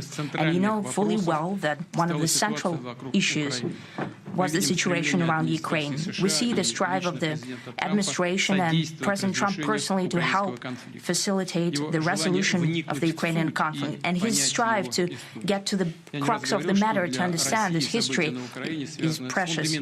As I've said, the situation in Ukraine has to do with fundamental threats to our security. Moreover, we've always considered the Ukrainian nation, and I've said it multiple times, a brotherly nation. However strange it may sound in these conditions, we have the same roots, and everything that's happening is a tragedy for us and terrible wound.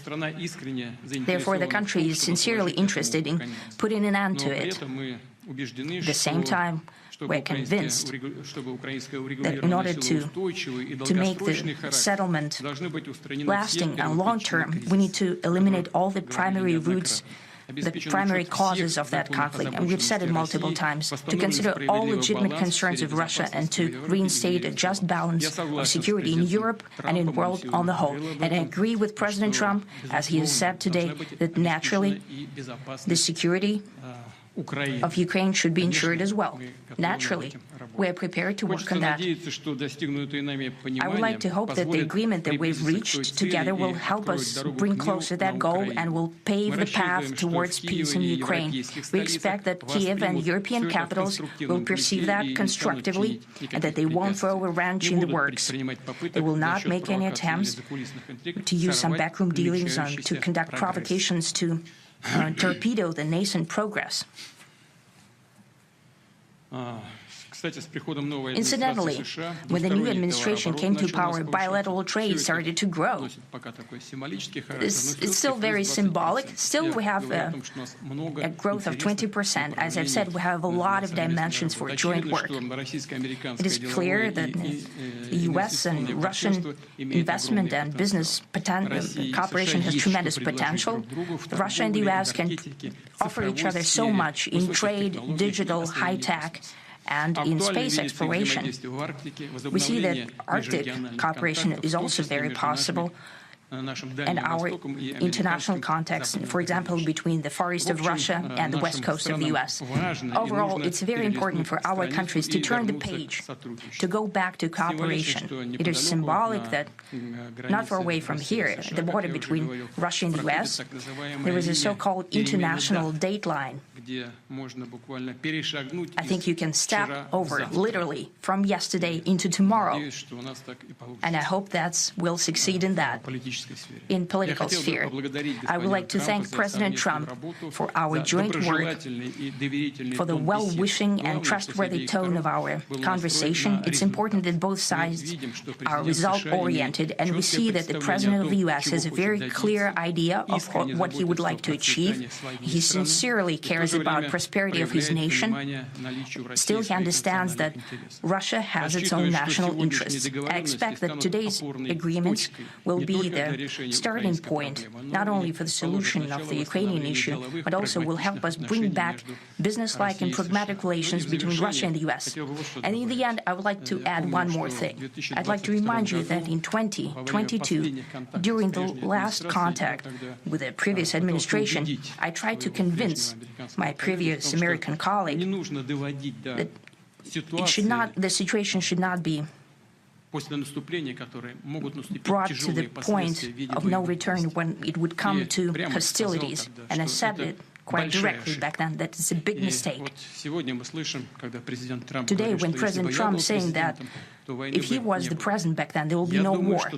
And I'm quite sure that it would indeed be so. I can confirm that.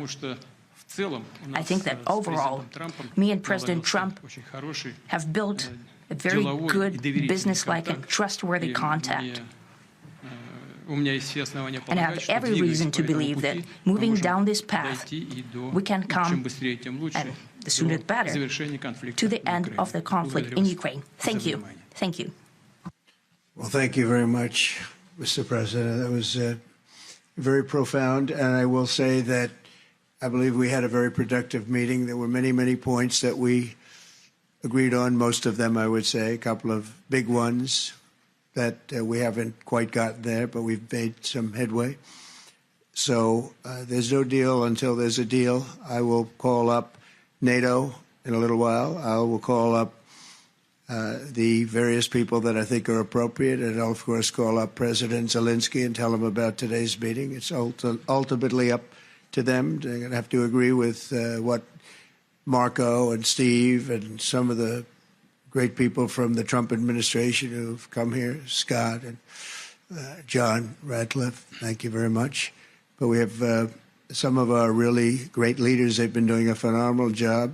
We also have some tremendous Russian business representatives here, and I think everybody wants to deal with us. We've become the hottest country anywhere in the world in a very short period of time, and we look forward to that. We look forward to dealing. We're going to try and get this over with. We really made some great progress today. I've always had a fantastic relationship with President Putin, with Vladimir. We had many tough meetings, good meetings. We were interfered with by the Russia hoax. That made it a little bit tougher to deal with, but he understood it. I think he's probably seen things like that during the course of his career. He's seen it all, but we had to put up with the Russia hoax. He knew it was a hoax, and I knew it was a hoax, but what was done was very criminal. But it made it harder for us to deal as a country in terms of the business and all of the things that we'd like to have dealt with. But we'll have a good chance when this is over. So just to put it very quickly, I'm going to start making a few phone calls and tell them what happened. But we had an extremely productive meeting, and many points were agreed to. There are just a very few that are left. Some are not that significant. One is probably the most significant. But we have a very good chance of getting there. We didn't get there, but we have a very good chance of getting there. I would like to thank President Putin and his entire team, whose faces, who I know in many cases, other than that, whose faces I get to see all the time in the newspapers. You're almost as famous as the boss, but especially this one right over here. But we had some good meetings over the years, right? Good, productive meetings over the years, and we hope to have that in the future. But let's do the most productive one right now. We're going to stop really 5, 6, 7,000, thousands of people a week from being killed, and President Putin wants to see that as much as I do. So, again, Mr. President, I'd like to thank you very much, and we'll speak to you very soon and probably see you again very soon. Thank you very much, Vladimir. Next time in Moscow. Oh, that's an interesting one. I don't know. I'll get a little heat on that one, but I could see it possibly happening. Thank you very much, Vladimir. And thank you all. Thank you. Thank you. Thank you so much.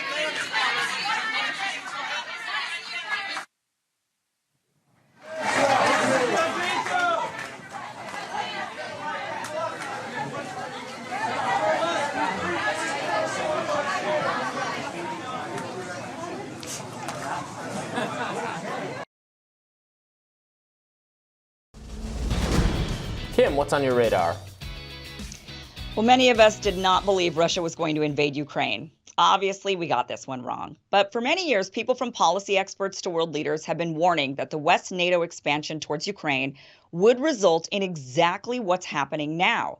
Russia resorting to force to keep Ukraine out of NATO. Here's Mikhail Gorbachev in April of 1997 speaking to members of Congress, warning them about the planned expansion of NATO. And I'm not persuaded by the assurances that we hear that Russia has nothing to worry about. Нельзя унижать народ, нацию, и нельзя рассчитывать, что это так пройдет все. You may not humiliate a nation, a people, and think that it'll have no consequences. Ну и другое, это что уже, новая стратегия? So my question is this a new strategy? Говорят, нет. It was Gorbachev who Bush Sr. made the assurances to that NATO wouldn't expand. So when he talks about being humiliated, it's likely also personal. But just stop for a moment and think. This was 1997, 25 years ago. We've been aggressively expanding NATO for over 2 decades before Russia ultimately snapped. Another warning came in 2010. Here's Russian historian and NYU professor Stephen F. Cohen speaking at Carnegie Mellon. NATO expansion is not over for the Russians. It's a reality. NATO's sitting on its borders. It's not about future NATO expansion. It's about current.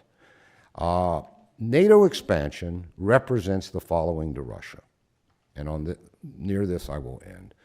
It represents a profoundly broken promise to Russia made by the first Bush that in return for united Germany in NATO, NATO would not expand eastward. This is beyond any dispute. People say, well, they never signed a treaty. But a deal is a deal. The United States gives its word unless we're shysters. And if you don't get it in writing, we'll cheat you. We broke our word. And when both Putin and Medvedev say publicly to Madeleine Albright and others, we, Russia, feel deceived and betrayed, that's what they're talking about. So NATO represents, on the part of Russia, a lack of trust. You break your words to us. To what extent can we trust you? Secondly, it represents military encirclement. If you sit in the Kremlin and you look out at where NATO is and where they want to go, it's everywhere. It's everywhere on Russia's borders. So he makes a great point about honoring our word, even if it isn't in writing, unless we're a bunch of shysters, he says. And maybe we are. In 2015, international relations expert John Mersheimer talked about how we're purposefully baiting Ukraine to take a hard line with Russia under false promises of inviting them into the West. But I actually think that what's going on here is that the West is leading Ukraine down the primrose path. And the end result is that Ukraine is going to get wrecked. And I believe that the policy that I'm advocating, which is neutralizing Ukraine and then building it up economically and getting it out of the competition between Russia on one side and NATO on the other side, is the best thing that could happen to the Ukrainians. What we're doing is encouraging the Ukrainians to play tough with the Russians. We're encouraging the Ukrainians to think that they will ultimately become part of the West, because we will ultimately defeat Putin and we will ultimately get our way. Time is on our side. And of course, the Ukrainians are playing along with this. And the Ukrainians are almost completely unwilling to compromise with the Russians and instead want to pursue a hardline policy. Well, as I said to you before, if they do that, the end result is that their country is going to be wrecked. And what we're doing is, in effect, encouraging that outcome. I think it would make much more sense for us to work to create a neutral Ukraine. It would be in our interest to bury this crisis as quickly as possible. It certainly would be in Russia's interest to do so. And most importantly, it would be in Ukraine's interest to put an end to the crisis. Ultimately, Ukraine gets wrecked, he says. And that was in 2015, and we're watching this now in real time. The Ukrainians and Russians sat down at peace talks, and rather than agree to become neutral, which is Russia's demand, Ukraine is taking a hard line, and we're witnessing their country get destroyed as a result.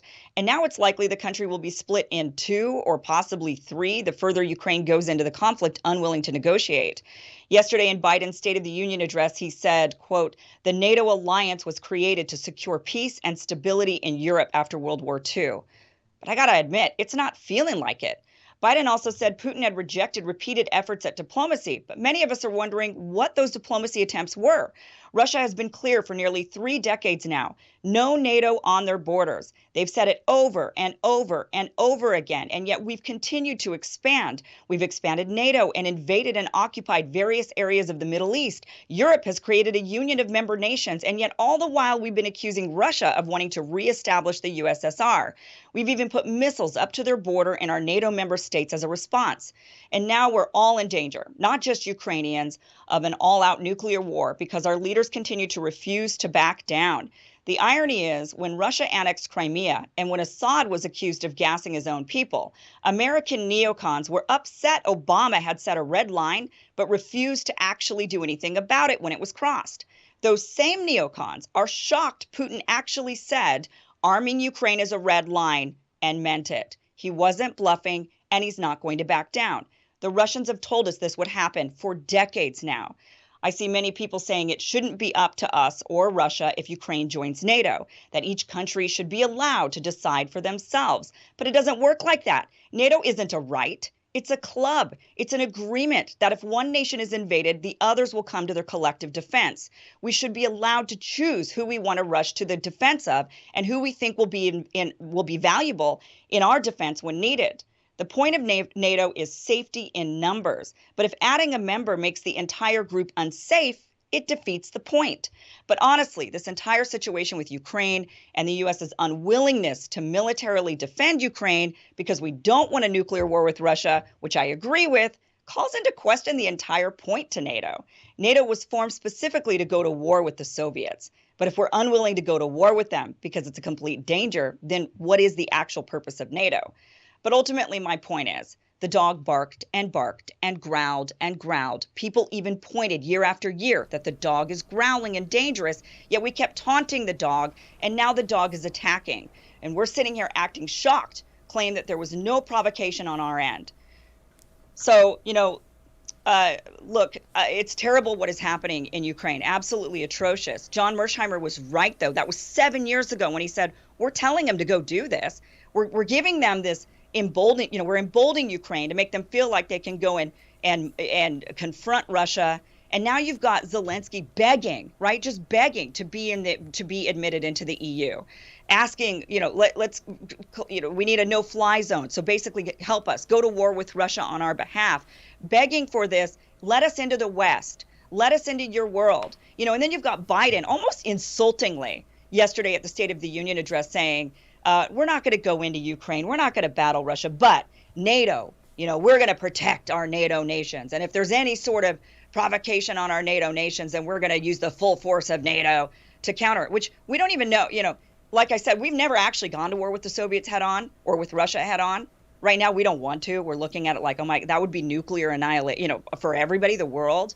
So would we really, if push came to shove, would we actually go to the defense? To what level would we actually do? It's a game of chicken right now. So, this is a disaster. But the biggest issue is our unwillingness as a nation to put aside our exceptionalism and to sit here and think we do no wrong. We are America. We do no wrong. And the Australian former prime minister actually said the same thing. He was saying America, she wants to rule the world and she thinks that she can do no wrong. And in the end, it's going to cause us problems. He was talking about Australia, and so we need to maybe kind of distance ourselves from this. And you've got Putin he was at the St. Petersburg International Economic Forum in 2016, looking very, very frustrated, speaking and saying, I don't know how to get through to you people anymore. We've said this over and over and over again. You guys are lying to us when you say that you're putting missiles right up to our border and you're telling us we have nothing to worry about, that it's all about Iran. That you're just trying to defend against Iran. And he's like, you're lying to us and we know it. So what do we do now? This is the big question. What do we do now? And why? Our government works for us. We have to remember, they're our government. They're doing this on our behalf. They're putting us in danger. We have to speak out and say, no, we're fed up. We're not going to let you do this. We get it. Putin's a bad dog, right? He's the bad guy. Yes, he's attacking. He's bad. You don't like that dog. That dog's always been a problem. Fine. But you provoked it. And you've got to take responsibility for that. And we, the American people, need to tuck our tail between our legs just for once in order to prevent nuclear annihilation. I would like to see that happen, but it's not. Well, but there comes a point where you have to fight that dog, right? Okay, yeah, it bites Ukraine. We're not going to rush in there to kill. I hate this metaphor because it involves dogs being hurt, but if they attack a NATO member, then yes, we have to defend them, because we can't just let Russia overrun the entire country, unless that's what you're saying. It's fine if if Russia conquers all of Europe, which I don't think. Well, for one, I don't think that's an actual reality. I think that is warmongering language that they have brainwashed us into believing, that Russia wants to expand and recreate the USSR. And even if Putin thought the USSR was great, I don't think they have actual an inclination to take that on financially. But but they have made very clear the Baltic nations was very aggressive against them. Poland was aggressive. Adding these nations right on their border is aggressive against them. So they could feel at some point very emboldened and feel like, that's it, we're going to go denuclearize. I mean, every empire, every large country, every superpower in Europe, right, through all of modern history, has felt the pull from Napoleon to the previous monarchs of France, Germany, etc. Have all felt the pull of seizing territory on their borders. So it is not an aberration or weird for Putin to feel that same pull, I think. We're talking about a different era. The United States used to go around conquering and invade. We still, but imperialism. That form of imperialism. But why do you pivot to what we're not talking about? What we're doing is bad. There's no disagreement there. But also, what Russia is doing is bad and concerning if it's going to go beyond taking over Ukraine. I think our quote unquote the discourse has a problem with this situation in particular, because it's a both things are true case, and we don't do both things are true at all in the United States. In our political conversations, only one thing can be true. But in this case, both things are true. Putin's aggressive overreaction is unforgivable. It's well, he had a red brutal. line, and all of these things. people. Yes, but here's the thing: you don't let me get to the other thing. It is also true that the United States pressure to continue to push NATO into Georgia, into Latvia, into Poland, and to continue to pull Ukraine, toward the West, to continue to arm Ukraine, that all of those actions also were provocations and were said by Russia repeatedly to be provocations. It is also true that just because you provoke somebody, it doesn't justify them murdering you. Right. But it is worth talking about. If in the Mershiner lecture that you mentioned there, I think is persuasive and is well worth watching. A week ago or so, I saw it had more than 6 million views on it. Because it's really resonating with people, and it's making the rounds again, and deservedly so. And his point is that if you make Ukraine a neutral buffer country, as is appropriate to do between two empires, two great powers, Europe and Russia, then it's better for Europe, it's better for Ukraine, it's better for Russia. I think that's a persuasive case. You have a lot, like you said, you have a lot of people who say, well, it's up to Ukraine. Well, yes and no. It's not necessarily up to Ukraine whether or not, and in fact, the NATO has not allowed Ukraine in. So it's not just up to Ukraine, it's up to NATO as well. NATO has agency in this, and they did the worst of both worlds by teasing that they're constantly teasing that they're going to allow NATO in, allow Ukraine into NATO, but then not actually doing it because they recognize that it's not something that they want to create a nuclear war over. And so, as Robbie and I were talking about earlier, the end result here is a tragedy and a failure. Yeah. And so it's worth looking at everything that led up to it. The three of us aren't disagreeing at all, what the practical implications of all this is. We can't let Putin off the hook. Right. The situation is bad, and we agree that we could have averted it if we had not been offering or dangling or gaslighting Ukraine about potential NATO membership. I think we all agree on the situation we're in. We can have that be the reality, but also I think we should be very, have moral clarity about how evil this is without going, oh, but the U.S. is also bad sometimes. Yes, the U.S. is also bad sometimes. No, we're just talking about Russia right now being bad. But again, bad. 25 years since that Gorbachev speech. So at what point would, we never backed down. We never were willing to compromise on this. We have continued on and on and on and on. So the big question then is, what would have been the response from Russia that you would have accepted? Continue to lay down and take it? Because that's what they're saying. Don't invade the countries that neighbor you. I would say the same thing to any nation on earth. Like, do not grab territory, do not invade. That it is wrong to do that, whether you're the US or Russia or China or Venezuela or Italy or Montenegro and also, or South Africa. Just don't attack your neighbors. And the argument that it's just completely up to Ukraine is undermined by the fact that the U.S. very actively supported the coup in 2014. But we don't. It is bad to start wars regardless of you. And a lot of anti-war people on the left will say that in general, but in this case or other cases, they'll go, they're making excuses for it because they can't say anything nice about the U.S. or something, I guess. Right. No, it's not that. It's just that at some point you have to realize that we poked the bear a lot. But I guess I agree that the alternative could have been a regime change, a coup. That's what we do. That's how we handle it. We don't invade anymore. We just go in and overturn the governments in a variety of different color revolutions or taking them out one way or the other. Yeah, but that's a bad policy because it usually has worse consequences, right? Than what it's not because these countries have some right to be ruled by murderous dictators. I mean, we need to denuclearize the world. That's the solution. We need to. Everybody needs to agree. We need to de-government the world. All right, we'll have more rising after this. Borders cause wars. A Ukrainian drone attack hit one of Russia's biggest oil refineries as well as a Russian drone factory, causing 12 injuries, Russian officials said on Tuesday, according to the Associated Press. Now, while this attack represented Ukraine's deepest strike on Russian territory, it did not disrupt industrial production, according to the reports. Support for U.S. funding for Ukraine is waning as the war enters its third year. A majority of Republicans now believe U.S. funding for Ukraine's defensive war effort is too much, a divide that's reflected in Congress, where House Republicans have repeatedly clashed with a vocal, more isolationist minority over foreign aid. The U.S. has sided with Ukraine from the start and has bolstered NATO by supporting Sweden and Finland's entry into the transatlantic alliance.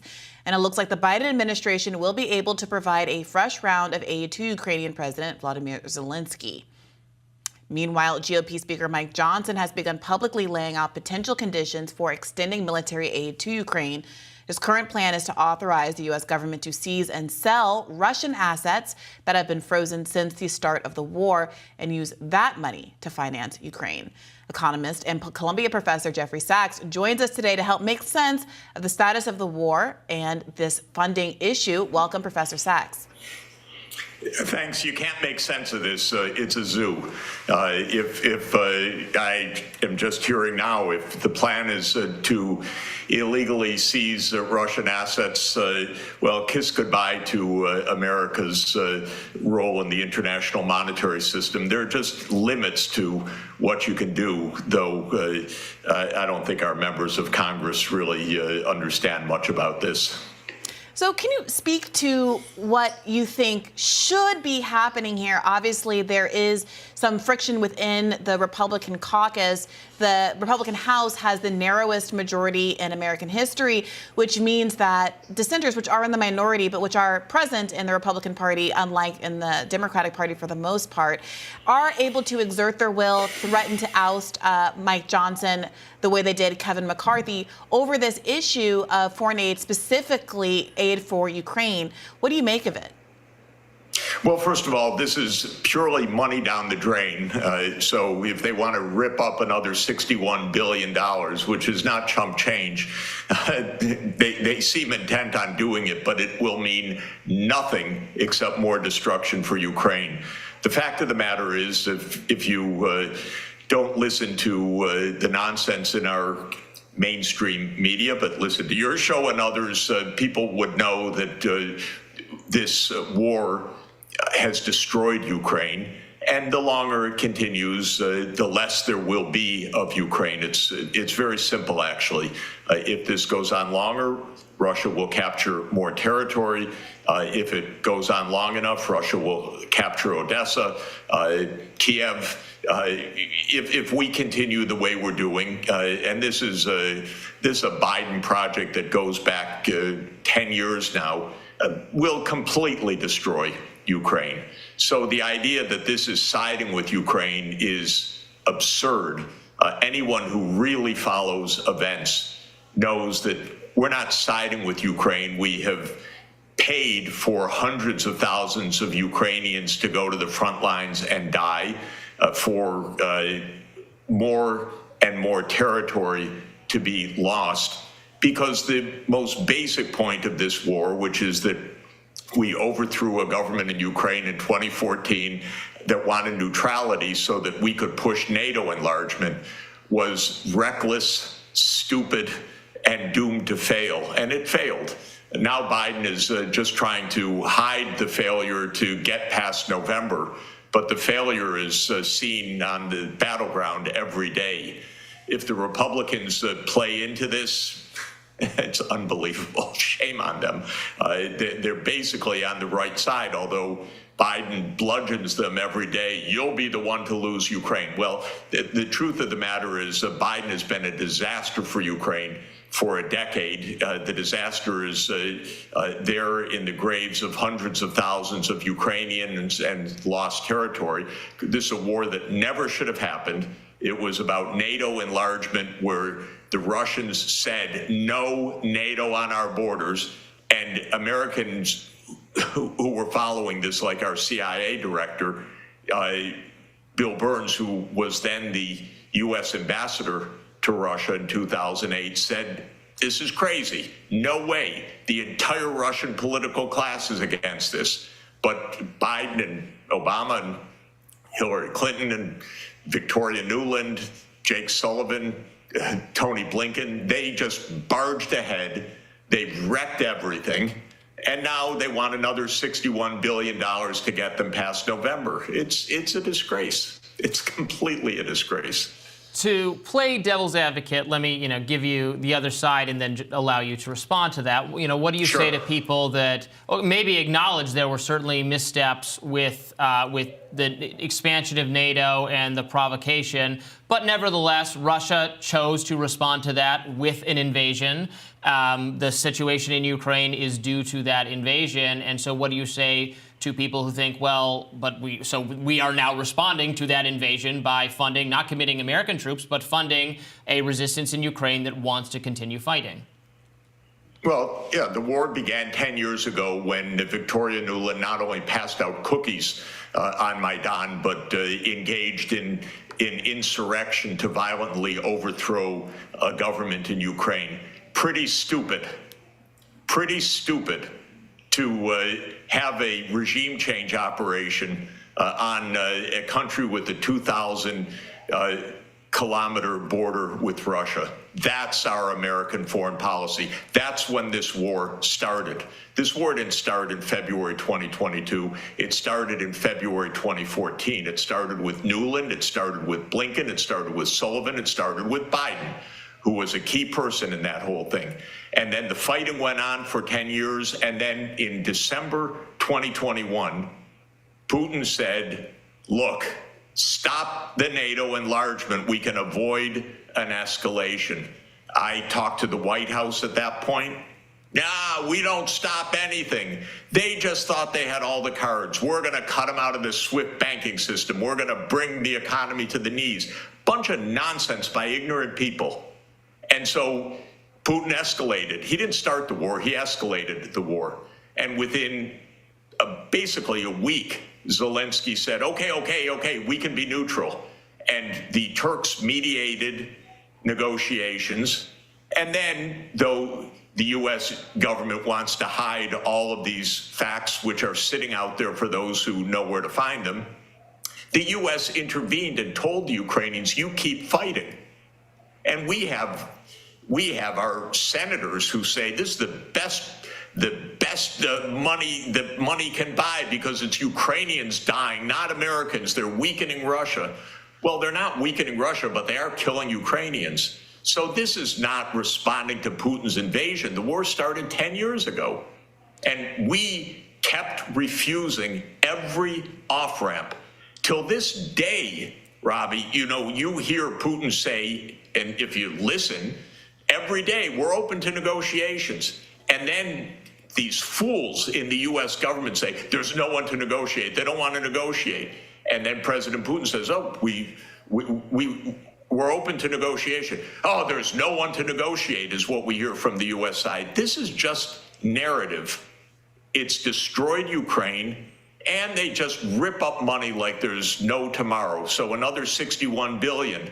And now I hear from you that the latest plan is to take the illegally confiscated assets of Russia, because there's no legal basis to do this, and use that. That'll be really great for the international financial system, I'll tell you, because these are people who don't think ahead one day. They just improvise day by day, and then they'll find out, oh, things don't work out so well for the U.S. dollar, for the U.S. as reserve currency, for the U.S. place in the world, because these people are acting like clowns, frankly, day by day, not thinking ahead, doubling down on lost gambles, and everything to tell a story so that they can get to the elections in the way they see fit. Professor Stokes, I want to ask you about how the United States gets out of this now, because I'm reminded of conversations that surrounded the war on Afghanistan for years, which was that we shouldn't have gotten into it. This is a mistake, but now we destabilized the country. We are in neck deep. We can't just stop funding and abandon this project. And that's a hamster wheel of sorts, right? So there are some people that I think are going to listen to this and say, well, I agree with everything you're saying, but what do you do at this point? It's is it just a sunk cost? Or is there some obligation to unwind this in a way that's responsible and doesn't leave Ukrainians high and dry? Ukrainians are high and dry no matter what we do. We've killed nearly 500,000 of them through this stupid project.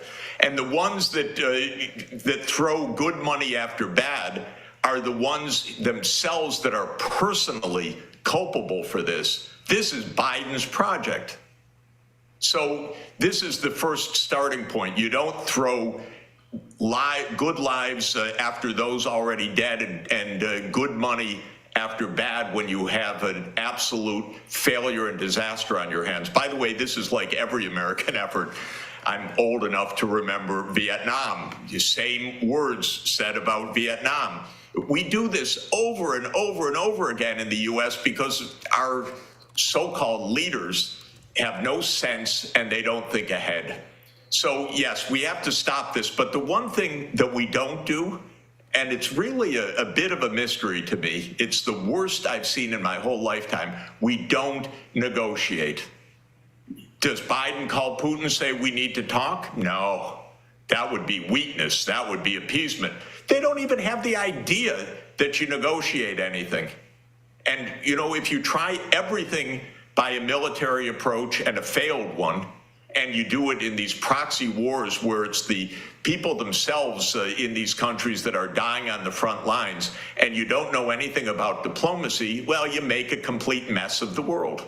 And so the answer is, the first thing is the U.S. and Russia should talk to each other because there's a cause of this war, and that's NATO enlargement. And by the way, that's no secret, and that's not propaganda. Even the Secretary General of NATO, Jens Stoltenberg, said that absolutely explicitly, as did the top negotiator for Zelensky, David Arakhamia. This is a war about NATO enlargement. So why doesn't Biden call up Putin and say, you know what, we got to stop the war, and that whole NATO enlargement that I was party to going back to the 1990s and to 2014 coup and all, that was a bad idea. Let's figure out how to stop the war, recognize mutual security, and stop the bloodshed and massacres in Ukraine. If Biden were really acting like a president, that's what he would do.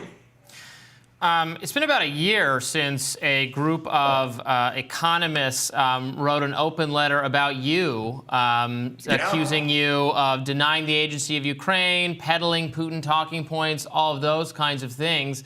It's a year later. How do you respond to them? Well, I don't respond. I tell them, I told you so. I told them so from the beginning, that this would be a complete disaster for Ukraine.